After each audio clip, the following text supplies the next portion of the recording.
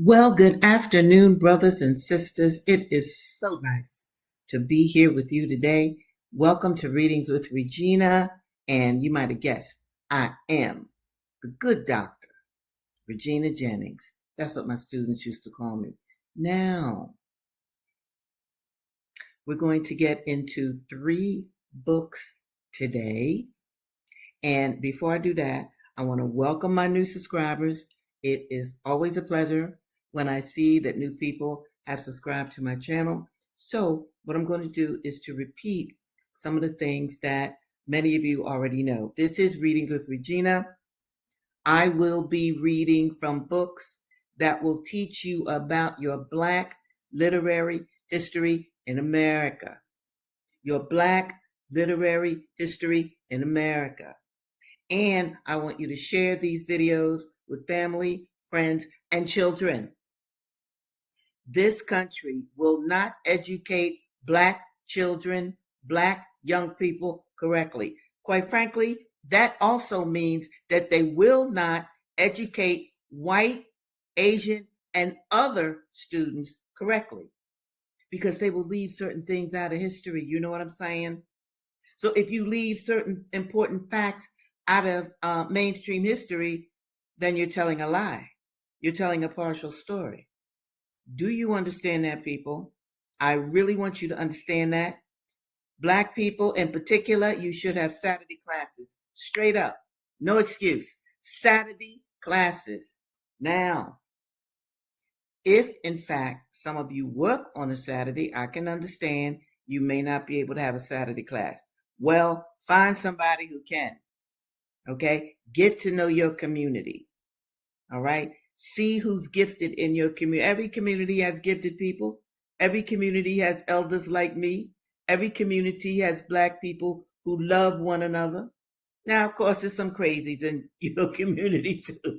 All right, I'm not going to argue that point, but there's also some wonderful people there.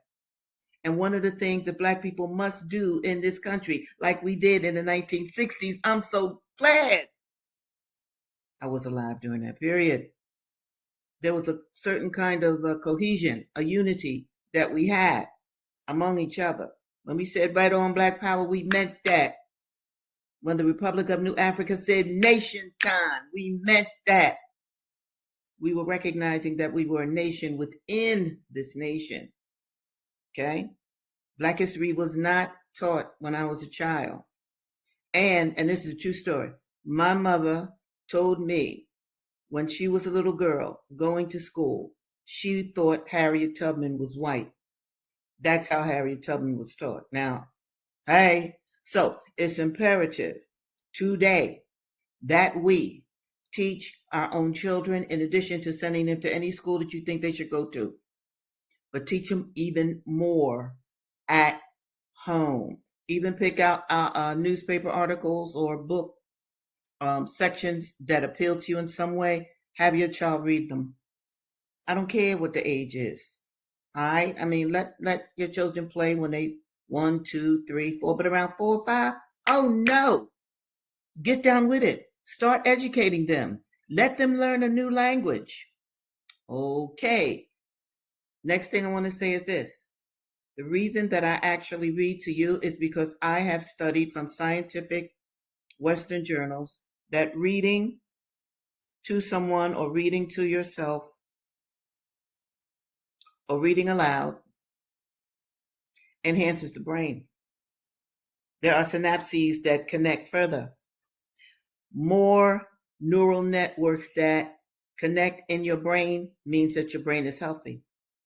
If your brain is healthy, very often your body is healthy. Okay, not all the time, but very often it is. Brain power is exceedingly important.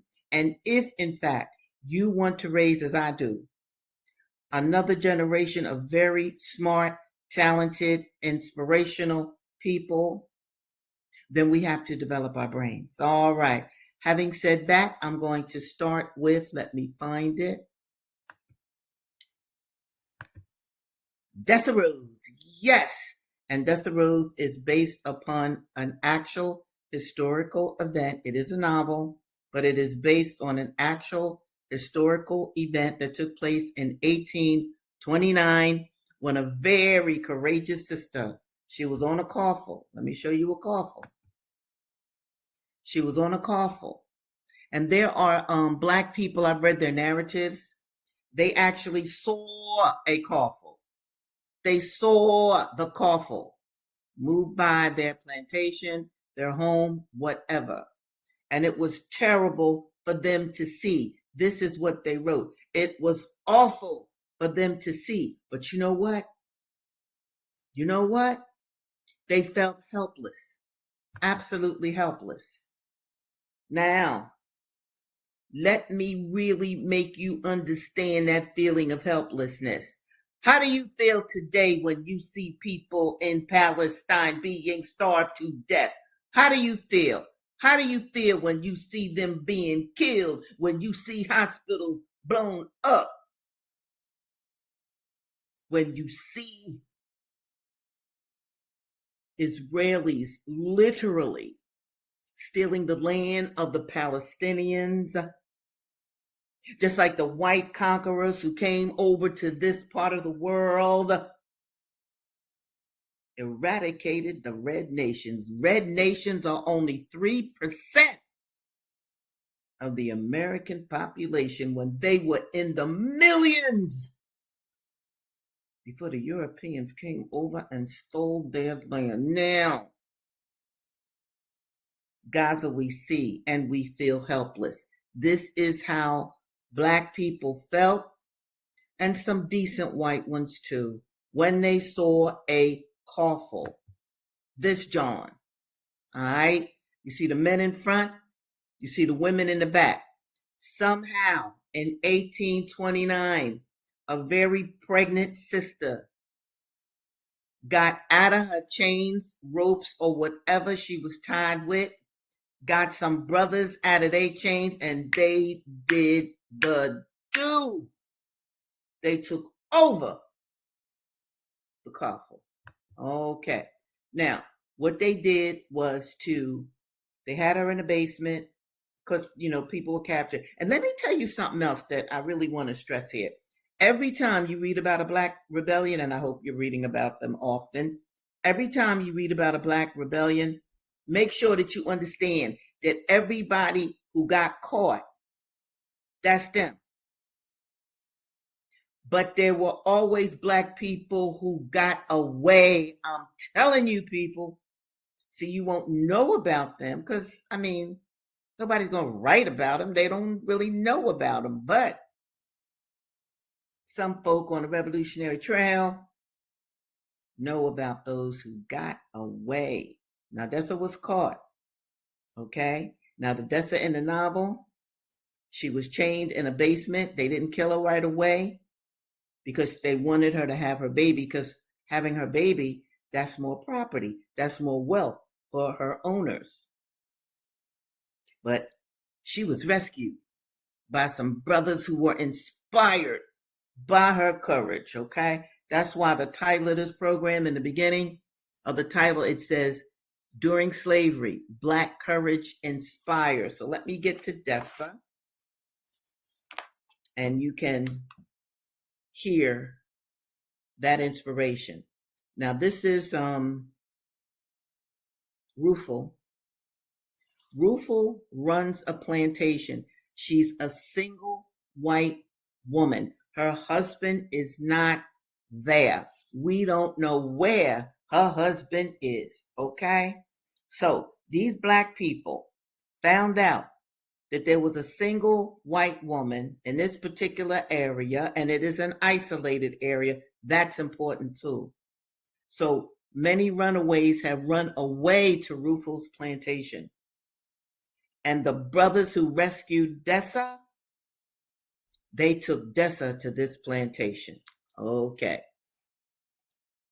Rufel had heard the story of the escape from the coffle and the wench's rescue from the cellar again and again from Nathan. She knew there must be some element of exaggeration, as in the other true-to-life tales. She would not admire the action. One couldn't. I'm Rufel's wife. So she could not condone the action, of course. approve of any slaves running away, or a slave attacking a master. Still, something in her wanted to applaud the girl's will. You see this? The spunk that had made action possible. The wench was nothing but a little old colored gal, yet she helped to make herself free. So you see, even an enslaver admires black courage. Understand that, people? Nothing Rufel said or did made either the wench or Ada, that's another enslaved person, more at ease with her. Once Rufel had entered the bedroom, her own bedroom, to find Ada combing the wench's hair. Notice how, she doesn't say Dessa, she just says the wench. The older darky sat in a ladder back chair.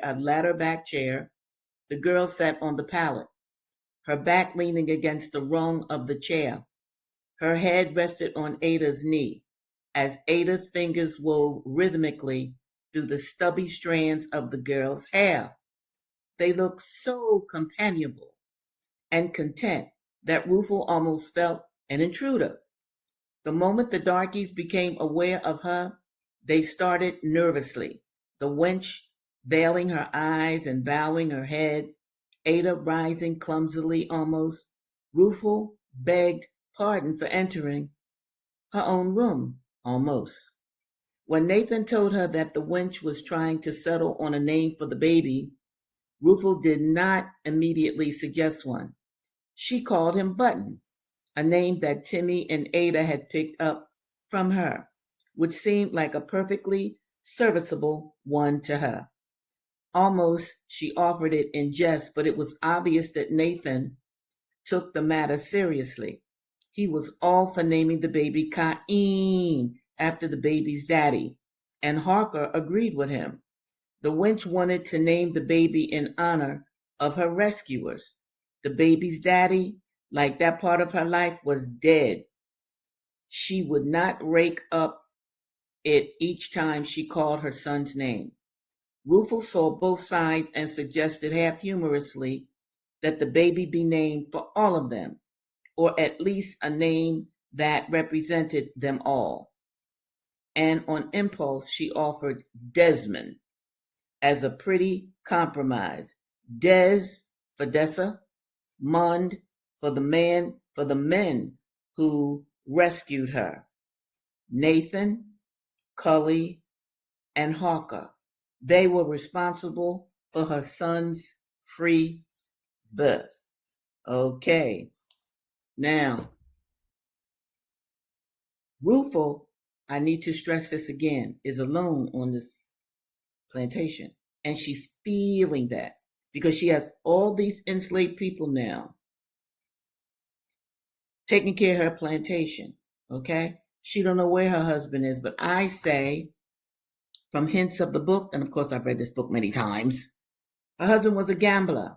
This is a picture, an actual 19th century picture of gamblers aboard a steamboat. And remember now, in the 19th century, that was the era when, white men would have duels, they shoot each other up and all this kind of nonsense. Now look at this picture. Do you see the black boy on top of that table? These white men, they are gambling.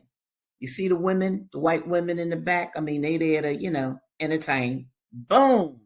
Anyway, this boy standing on the table is being gambled for.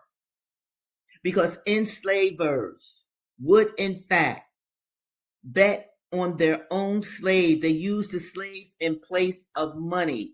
Always understand that during the enslavement period, Black people were not considered people. They were wealth and property. Black people were even insured, like how you have to insure your house, insure your car. Boom! Black people were insured. Yes. And gamblers, yes, they did. They would gamble away their enslaved people. That might be where Rufel's husband is. Now I'm going to go to this next book, Incidents in the Life of a Slave Girl. Again, a 19th century book. This is not a novel. I really want to stress that. This is an actual book that was written by an enslaved sister during the 1800s. And I also want to point out this white woman, Julia Mariah Child, excuse me, Mariah Child. I wanted to get her name right. I wanted you to see her because she is the main reason that we have this book today. Okay? You got to understand a black person during slavery couldn't just go to a publisher. Are you out of your mind? No. They had to find a white person, normally an abolitionist. That's what this woman is. I'll be telling you more about her because she did a lot for black people during that time. She was not an enslaver. She was an abolitionist. She hated slavery. Anyway, she helped Linda Brent, Harriet Jacobs. She's Linda Brent in the book, but her real name was Harriet Jacobs. Right? No, she didn't help her write Incidents in the Life of a Slave Girl. I got to make that clear because Linda Brent already knew how to write. But Julia Mariah Child helped her get the work published. So from the 19th century to the 21st, I can read to you what happened to this kid. And she was a child, an enslaved child. Now she's a teenager, and she's owned by a man named Dr. Flint. He's a real doctor now. But check this out. This chapter is called The Lover. Why does the slave ever love? Why allow the tendrils of the heart to twine around objects which may at any moment be wrenched away by the hand of violence? When separations come by the hand of death, the pious soul can bow in resignation and say, not my will, but thine be done, O Lord. But when the ruthless hand of man strikes the blow, regardless of the misery he causes, it is hard to be submissive. I did not reason thus when I was a young girl. Youth will be youth. I loved and I indulged the hope that the dark clouds around me would turn out a bright lining. I forgot that in the land of my birth, the shadows are too dense for light to penetrate. A land, and then she goes into a poem. Poetry was very hot during this period. This is by Lord Tennyson. This is the poem. Where laughter is not mirth, nor thought the mind, nor words a language, nor in mankind, where cries reply to curses, shrieks to blows, and each is tortured in his separate hell. That's the poem. That's the stanza. Now I'm back to her narrative. There was in the neighborhood a young colored carpenter, a free-born man. We had been well acquainted in childhood and frequently met together afterwards. We became mutually attached, and he proposed to marry me. I loved him with all the ardor of a young girl's first love. But when I reflected that I was a slave and that the laws gave no sanction to the marriage of such, my heart sank within me. My lover wanted to buy me. My lover wanted to buy me. My lover wanted to buy me. But I knew that Dr. Flint was too willful and arbitrary a man to consent to that arrangement. From him, I was sure of experiencing all sorts of opposition, and I had nothing to hope from my mistress. She would have been delighted to have gotten rid of me. That's because her husband's a pedophile and been grooming this kid. But not in that way. It would have relieved her mind of a burden if she could have seen me sold to some distant state. But if I was married near home, I should be just as much in her husband's power as I had previously been. Let me just explain this to ya. Lord have mercy. Black marriages were not recognized. They were not legal. Now, you might say you married, you might jump the broom or whatever, but if the master wants your wife, he can take her.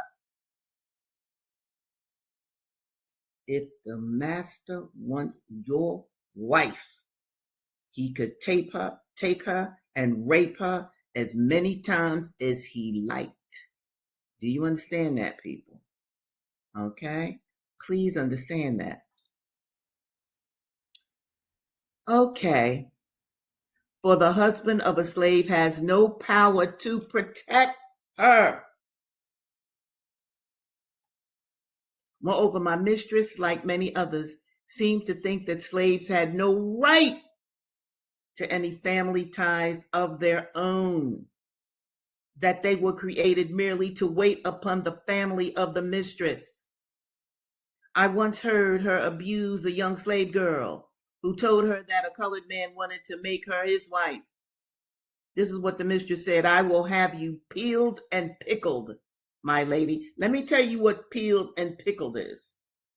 Peeled is you gonna get whipped. Pickled is after they whip you, they would pour a brine like vinegar on your wounds. Tell me how cruel that is. I will have you peeled and pickled, my lady, said she, if I ever hear you mention that subject again. Do you suppose that I will have you tending my children with the children of that nigger?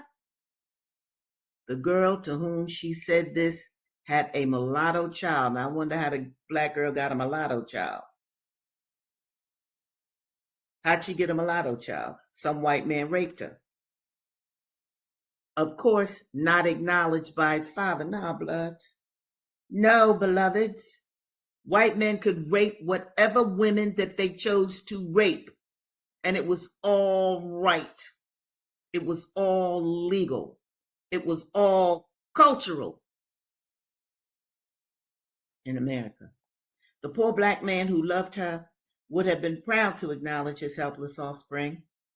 Many and anxious were the thoughts I revolved in my mind. I was at a loss as to what to do.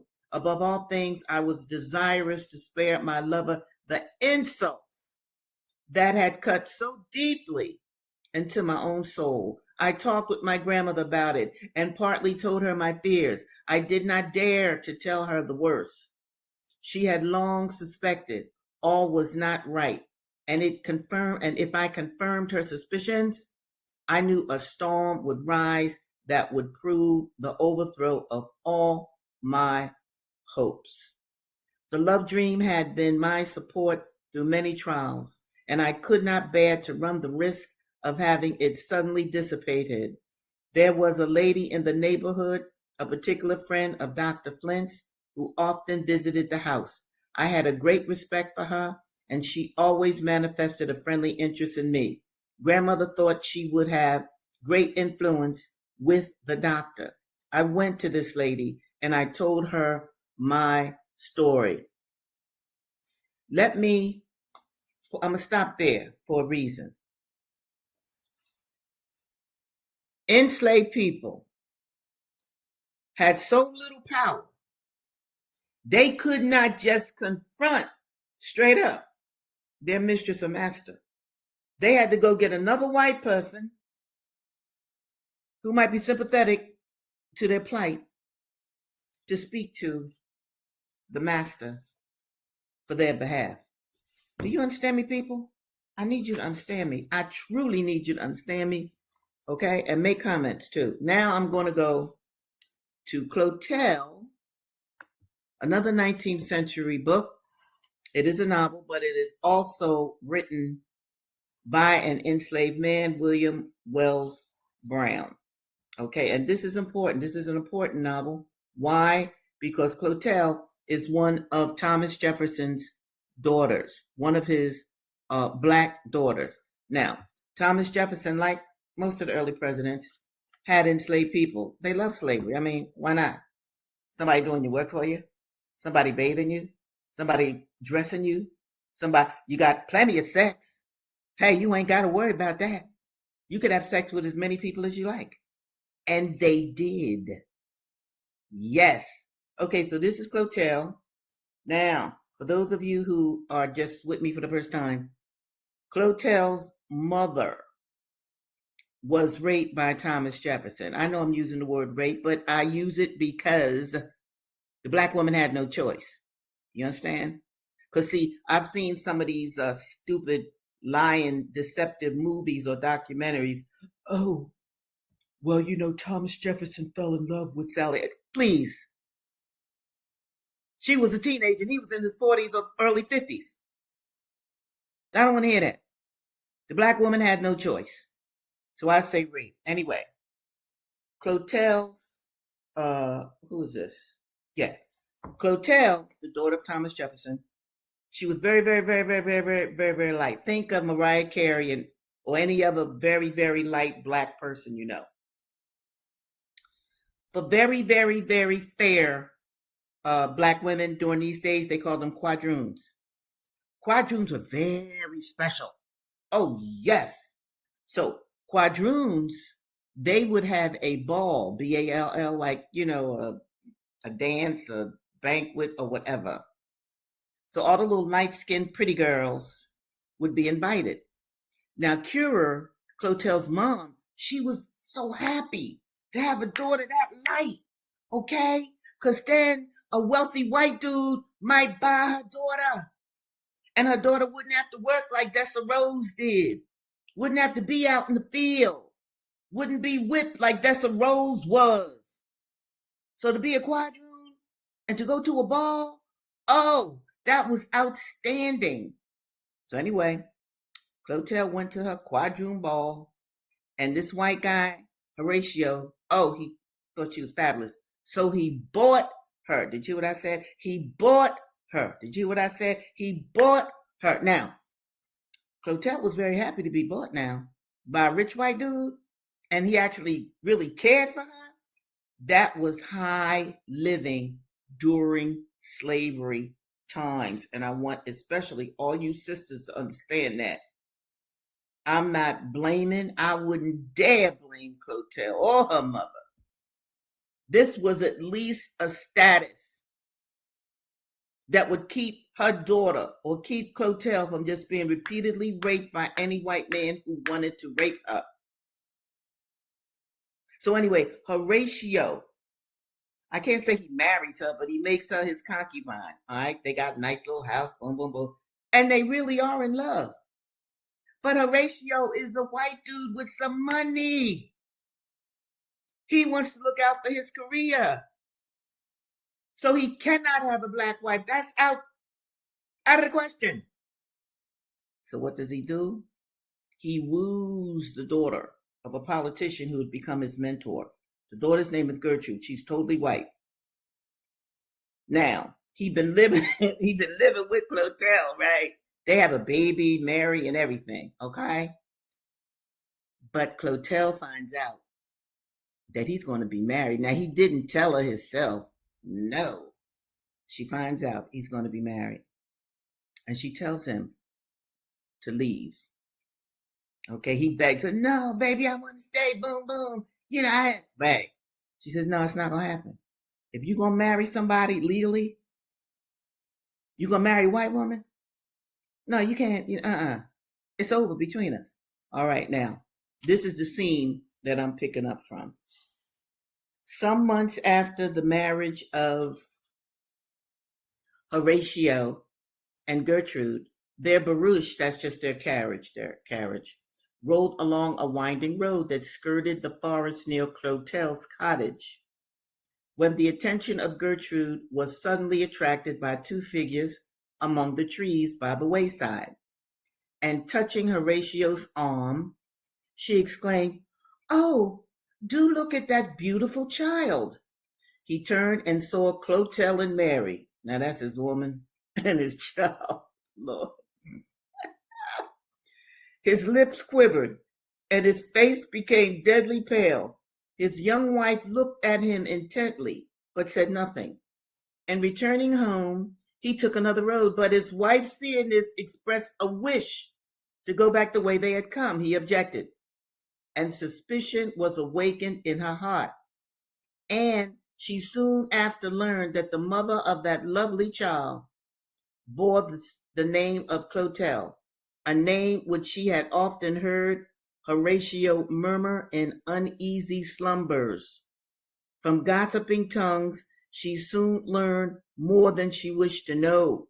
She wept, but not as poor Clotel had done, for she never had loved and been beloved like her, and her nature was more proud.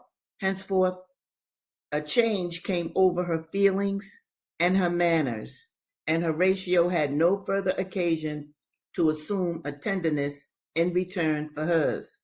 Changed as he was by ambition, he felt the wintry chill of her polite propriety, and sometimes, in agony of heart, compared it with the gushing love of her who was indeed his wife.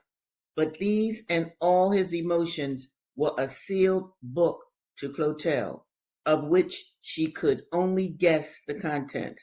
With remittances, and by the way, if I say any word that you don't know, look it up. With remittances for her and her child's support, there sometimes came earnest pleadings that she would consent to see him again. But for Clotel, she would never, ever do that. So you see, Horatio had a black wife and a white one simultaneously. Only this particular black woman said, no, we finished. But Horatio kept supporting her. You dig? Now remember, he could put her on the auction block. Many enslavers did. Okay? So I just wanted to emphasize that part. Now hopefully you understand the title of this episode. During slavery, Black courage inspires, as Dessa.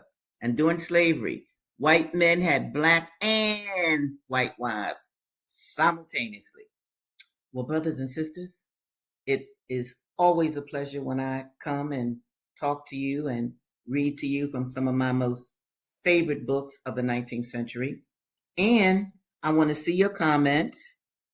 Make some comments. And I will see you again this Thursday, same time, same place. Readings with Regina. I love you all and I pray for you all every morning and every night. Bye now.